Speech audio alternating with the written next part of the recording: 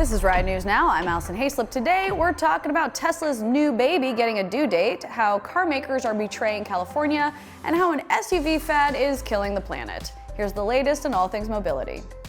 This episode of Ride News Now is brought to you by the new Harman Spark. Upgrade your current ride with in-car Wi-Fi, virtual diagnostics, and so much more.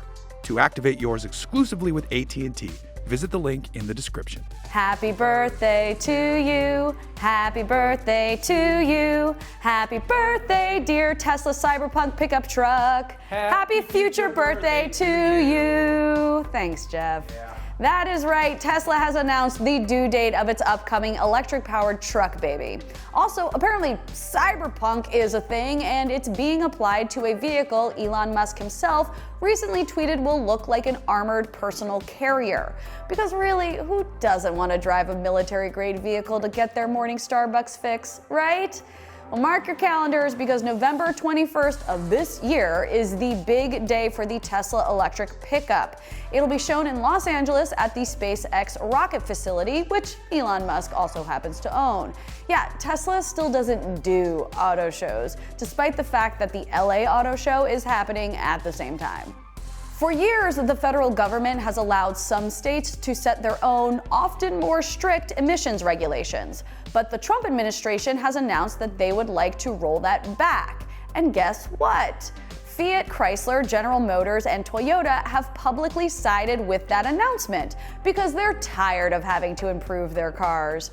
You'll recall that a few years ago, we had something called the Clean Air Act. It basically said that car companies could maybe, improve their fuel mileage and reduce their carbon dioxide emissions so that the world won't permanently be on fire.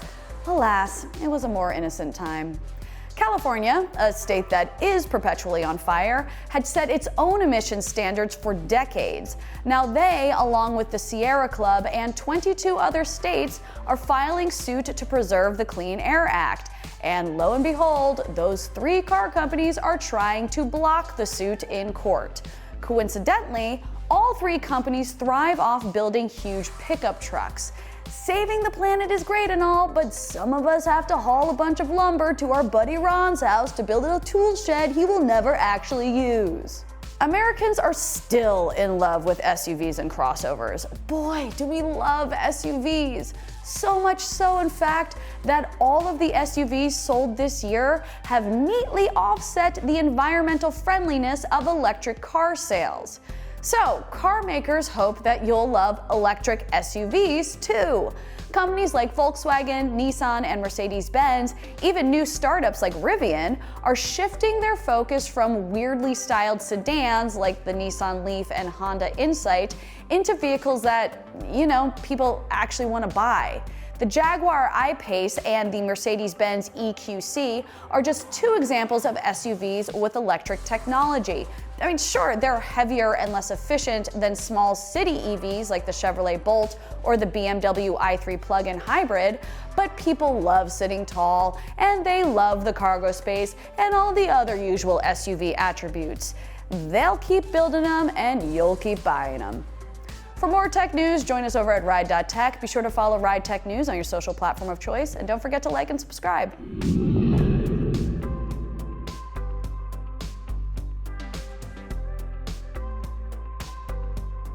Don't put that in the bloopers then. Right across the street. I was like, I've been here before. Next on Ride News Now, new details. Wow. Dear Tesla, Chrysler. Pickup truck, I can't speak.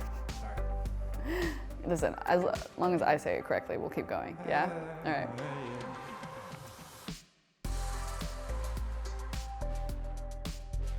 This episode of Ride News Now is brought to you by the new Harman Spark. Upgrade your current ride with in-car Wi-Fi, virtual diagnostics, and so much more. To activate yours exclusively with AT&T, visit the link in the description. Thanks for watching. If you like what you see, please like and subscribe. Also, head to ride.tech for stories, reviews, and more news.